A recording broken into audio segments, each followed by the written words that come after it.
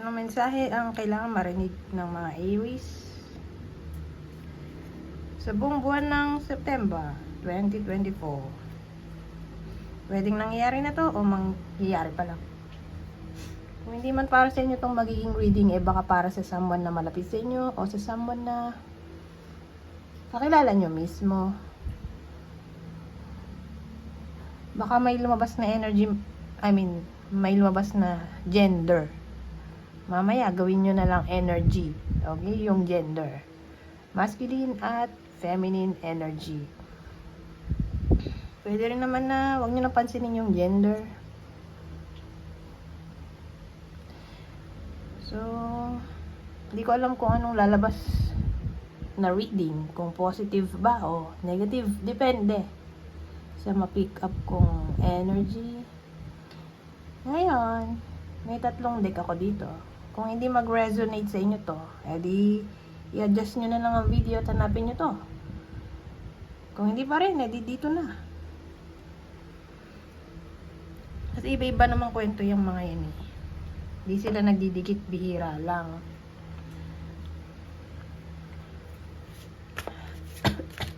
Anyways, magsimula na tayo.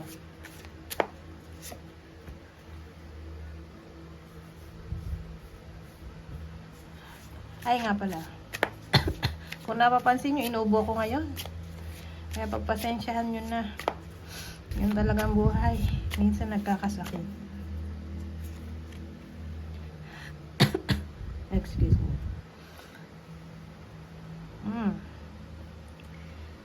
So may 3 of Wands tayo. Page of Pentacles.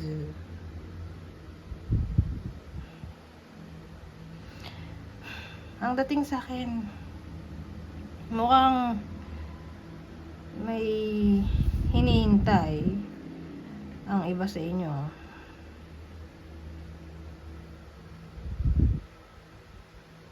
Maraming possibility. So, sabihin natin hinihintay nyo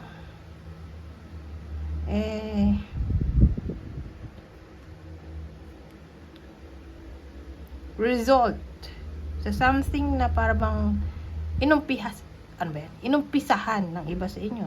Probably tungkol sa work dahil Pentacles to. So sabihin natin kaka-start pa lang ng iba sa inyo sa workplace. So hinihintay nila na magbunga yung pinaghirapan nila o ma-feel nila na tama yung naging desisyon nila na mag-iba ng company o pumasok sa ganitong company o workplace. Ganyan.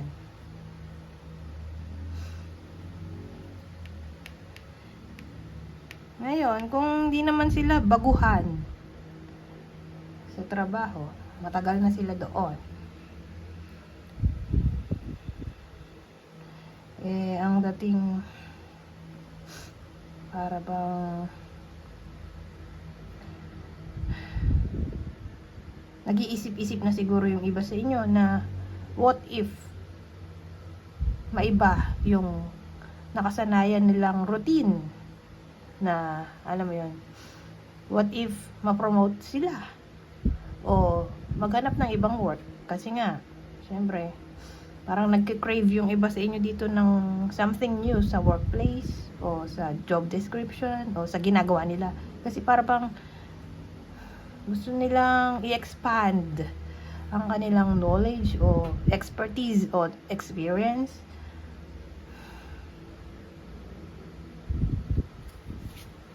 Na para bang nagiging somewhat ambitious yung iba sa inyo. Ganun ang energy, ha?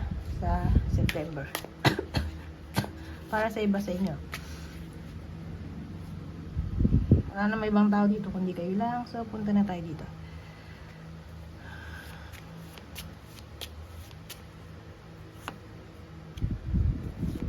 Kung walang work, paano?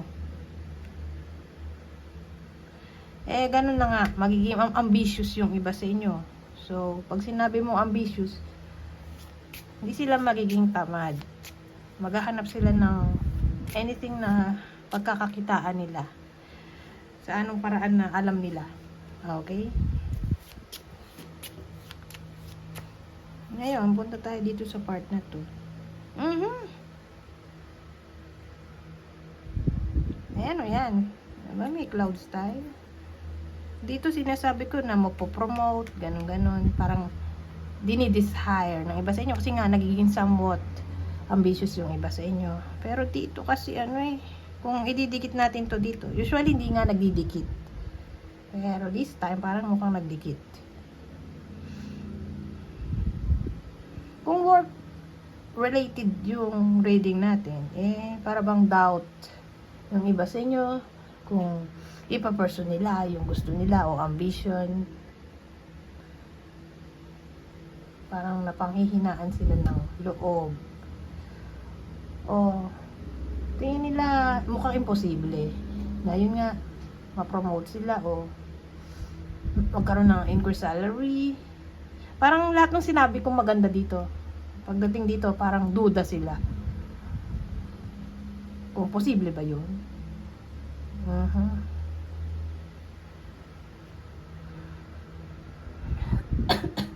Ngayon, sabihin natin nasa work na sila, di ba? Kaka-apply pa lang. Nandun na sila sa workplace, baguhan lang sila. Kasi for some reason, mapapaisip-isip sila dito na tama nga ba na ito ang pinili kong company? Ganun na ito ang pinasukan kong job description. Na parang kung lagi sila nag-iisip-isip dito na kino-question nila ang sarili nilang desisyon. Ngayon, kung hindi natin pagdidikit, hindi to work related ito. Kung pupunta tayo sa relationship. Kasi ganun din naman parang for some reason nagdududa yung iba sa iba sa inyo tungkol sa kanilang nadarama.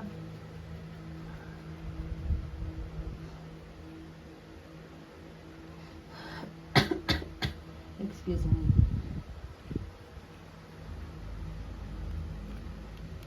Halimbawa, kung ang case nag-away sila o hindi sila nag-uusap ngayon o nowadays, whether nagsimula to ng August o September lang, nagkaganito. Pero kasi ang dating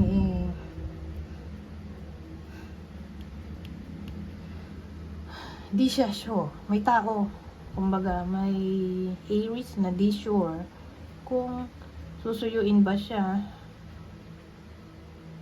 ng person niya, kung magpa-first move ba siya o hintayin na lang niya na kontakin siya. Pero probably hintayin niya. Kaya lang hindi nga siya sure kung tama ba yun. Na wala siyang gagawin. Maghihintay lang siya. So, ganun.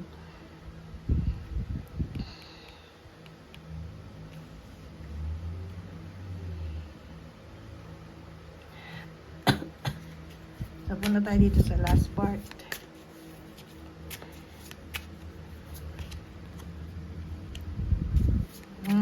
Embrace.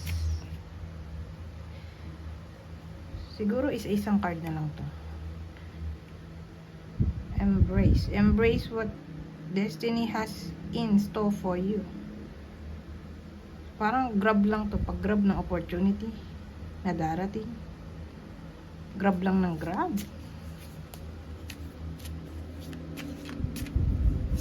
Ano to? Oh, marriage. Oh.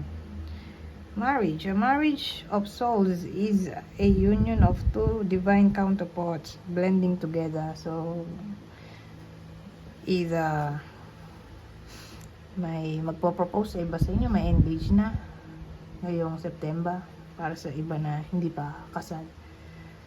O mapag-uusapan ng tungkol dito. What if ikasal tayo, ganyan. So again, kung dito literally proposal, engagement proposal, eh, mapapaisip lang sila tungkol sa magiging future nila. Siyempre, part dun yung marriage. So, what if, ganun nga, anong mangyayari sa future? Kakasal ba sila? Anong plans nila? Ganyan. So, para yan dun sa, mga single pa, pero may karelasyon, hindi pa kasal.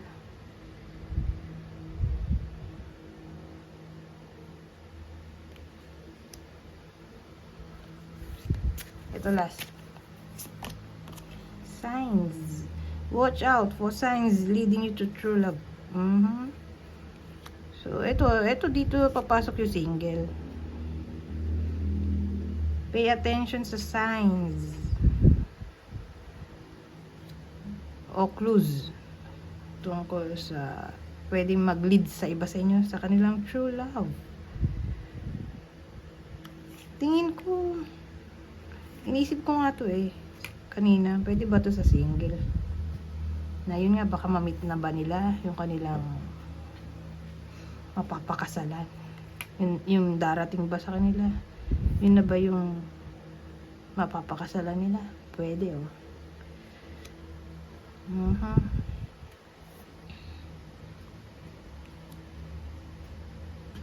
So, sa single, clarify natin yan. Sa mga single na Aries, kung may darating ba na someone new sa iba sa inyo,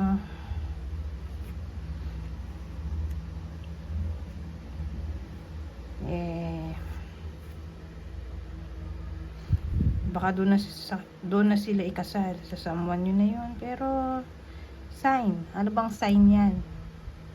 Paano natin madedetect? Ito, sa clue na lang. Yung clue na ibibigay ko, ha? Taurus, kung Taurus yan, edi baka siya na ang the one. Taurus, Gemini, kung yan ang mamit nila, dumating sa buhay nila ng September, baka dyan na sila ikasal. Pero again, pay attention pa rin sa signs and clues.